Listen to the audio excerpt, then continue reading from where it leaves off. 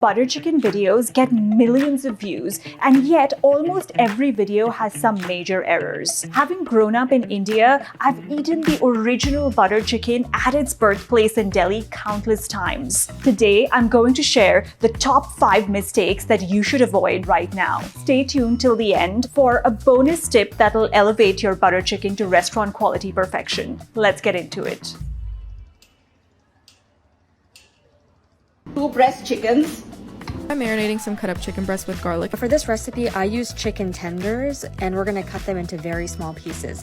The reason we use tenders is because you don't have to cook them for that long for them to get tender. They already are tender. I'm using chicken tenders cut into large pieces. Why are people obsessed with chicken breast? The original dish does not call for chicken breast. And chicken thigh has so much more flavor. Are people afraid of flavor? Chicken thigh also has a lot more fat, which ensures that your chicken is not going to get dry and stringy as you cook it in the butter chicken sauce. Maybe people opt for chicken breast because they want to go for the healthier option, but you're cooking butter chicken. It doesn't make any sense.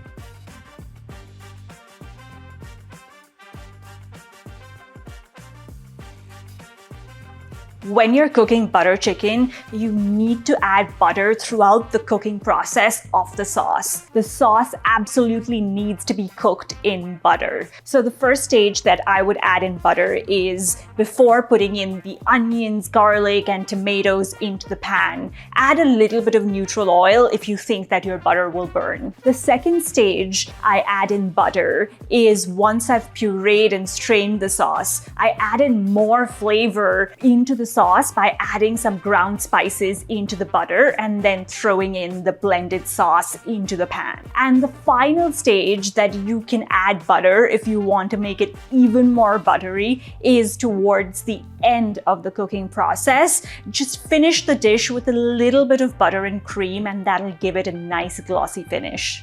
And then going in with some heavy cream.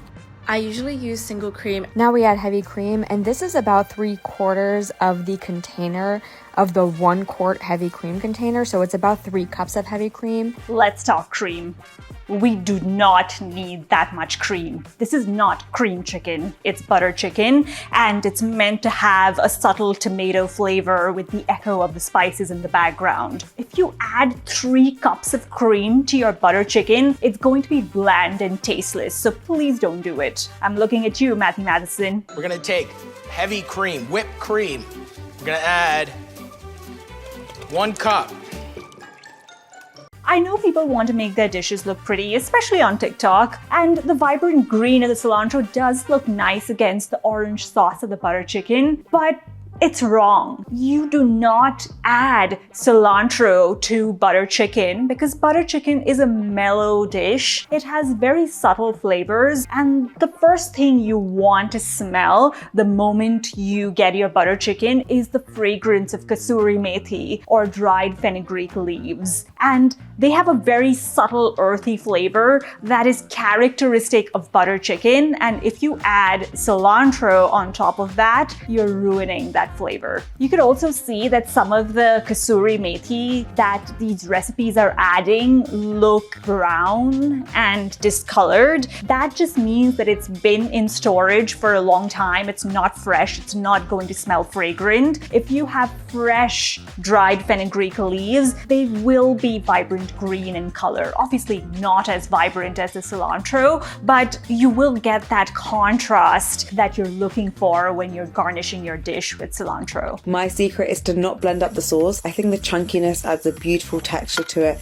It makes it feel so much more homemade. It doesn't have that artificial taste the blended ones sometimes have. I watched dozens of butter chicken videos on TikTok, and even the best recipe I found made this mistake. You need to strain your sauce. Now, butter chicken is called murg makhni in Hindi, and murg means chicken and makhni means buttery, silky, smooth. And you achieve that smoothness in 2 ways. One is by adding the butter and cream at the end of the cooking process, and 2, by straining the sauce. Even if you've blended your sauce finely, if you use tomatoes and spices, etc., there will be little bits in your sauce, and we really don't want that for this dish. The mouthfeel of the sauce is incredibly important in this dish, and you can achieve that by spending a few extra minutes and straining your sauce. Trust me, it will make a world of a difference. Some of the people in these videos aren't even pureeing the sauce, which is incorrect. In butter chicken, you don't want a chunky butter chicken. And the second thing is, the people that are pureeing the sauce aren't straining it, which means that the sauce is not going to be as smooth and silky as it's meant to be.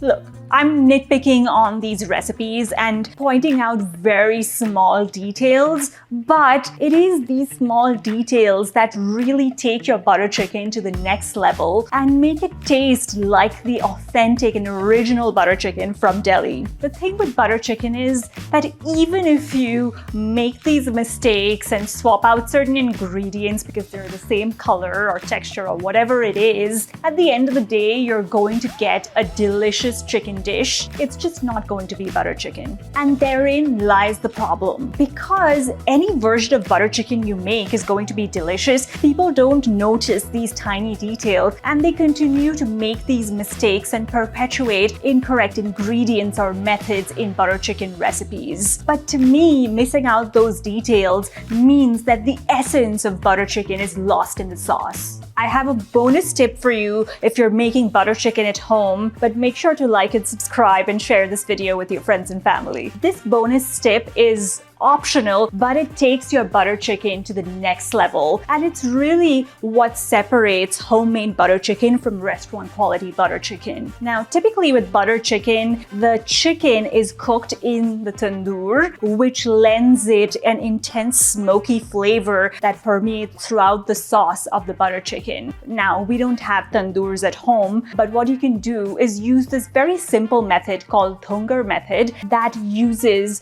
a piece of charcoal and just some neutral oil or ghee to flavor your chicken with that smokiness that comes from cooking it at very, very high heat in a tandoor. I've shared an in-depth tutorial on this technique before, and I'll leave the video in the description box. At the end of the day, even a bad butter chicken is delicious, just like pizza. But if you choose to make butter chicken at home, don't make these mistakes and follow my recipe step by step.